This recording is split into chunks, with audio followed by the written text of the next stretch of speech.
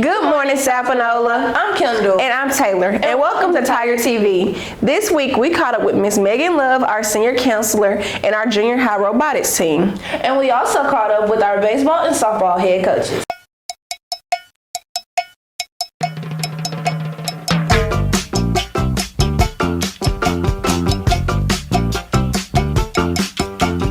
All my friends know the low rider. The low rider is a little higher.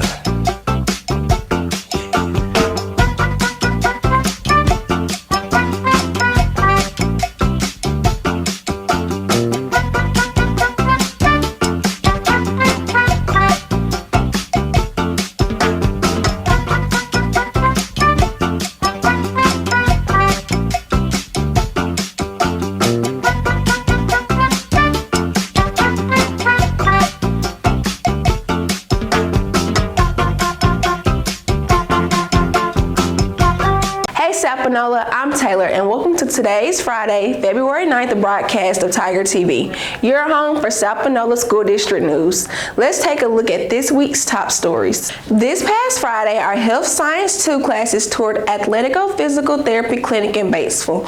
The students were able to watch patients receive massages, different types of exercises, dry needling, and more. Our NTHS and CTE are hosting a canned food drive. Donations can be placed in a box outside the CTE office. You can make a difference. High school seniors, please make sure you have joined the 2024 Google Classroom for important updates and information. Don't miss out on very important information. SP yearbooks are on sale now for $75. See Ms. Trummel in room 111, photos around the school, or on our high school Facebook page. Remember, you must complete the Google form and pay Ms. Elmore in the front office. In order to purchase your yearbook, the last day to order a yearbook will be April the 30th.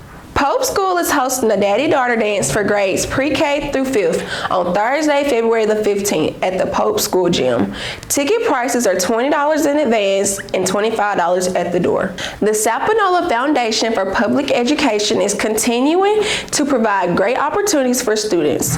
Let's check in with Tyra as she heads to the junior high to talk with the robotics team. Hey everyone, it's Tyra, and this week I had the chance to go to the Batesville Junior High. The BJHS robotics team meets after school to learn, build, and compete with the VEX robotic kids. Administrator Tony Lathan shares information about the robotics team and what to look forward to. Yeah, so the robotics team was started by Ms. Stout, one of our Cyber Foundation teachers. She was awarded a grant from the Sapanola educational team, and they started it this year. So she has a couple of students that comes in the afternoons and participates in different STEM activities with it. And this summer she has plans to do summer camps for upcoming 6th graders, 7th graders, and 8th graders. What would you say that Miss Amy is looking for in her robotics team? Just anybody that's willing to learn, have fun, want to know more about it. So there's no really qualifications for it, just kids that's interested in robotics and want to learn more about it. Let's head down and talk to students Grace Flowers, Will Goss, and Keaudrey Black. I'm Grace and I'm in 7th grade. My name is Will and I'm in 6th grade. My name is Keaudrey and I'm in 8th grade. This is why I want to be on the robotic because I want to learn how to make robots and build towers. The reason I wanted to join robotics was because I had previous robotics building experience and I thought it might just be for me. The reason I wanted to be on robotics was because I wanted to learn more about how to make robots. We built the earthquake tower. It's basically where you have this little platform and there's this little rotating mechanism that hits the bottom and makes it vibrate. And we had to build towers that could stay on top of it for 30 seconds. And whoever's tower was the highest one. We had started to build like our robots, like the bases, and we learned how to start coding them. What is something you guys would like to build in the future? Possibly a robot that is able to go across terrain and be able to go across terrain, be remote controlled with the VR sensors from a really long distance away, and be able to capture footage, pick up samples, basically a Neil Armstrong sort of thing. Thanks for the insight on the new club. Now back to you, Taylor. Thank you, Tyra. This week is National School Counselor Week. Members of our National Honor Society presented goodie bags with treats and thank you notes to our counselor and counseling assistants. Speaking of National Counselor Week, we had the chance to catch up with our senior counselor, Miss Megan Love, as she talks about the duties of being a counselor. Hi, my name is Miss Love, and I am the 11th and 12th grade counselor here at South Panola High School. Counselors do many things. We help students with college and career readiness. We help students with college applications, financial aid, anything pertaining to work. We also help students with personal social needs. If students are just not having a good day, or if they have some friendship issues, family issues, we're also here to help those students as well. I really enjoy working with students, and I knew I wanted to be in the helping field because I like to work through a process with someone and lead them and guide them and help them in any way that I can. And I wanted to be that person that can help students and be there for them if they need someone to listen as well. I want to give a shout out to all of our SPHS counselors. I love you guys, and it's great to work with you all. Thank you, Ms. Love. And that'll do it for this week's news. Now here's Kendall with the sports.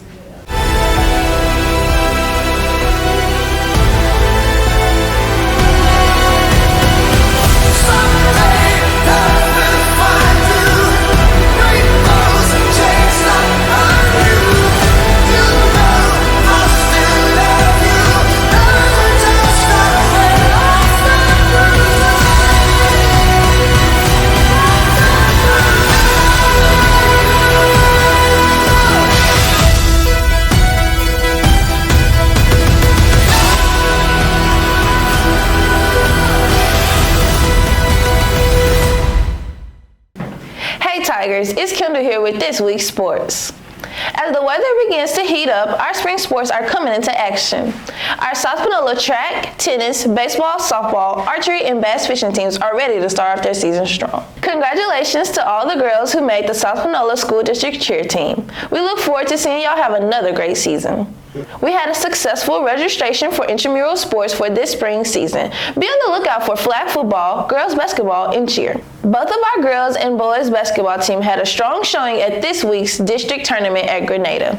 We are proud of our boys for finishing strong and having a great season this year. Our Lady Tigers are undefeated in our district and continue their season as they reign in the #1 spot.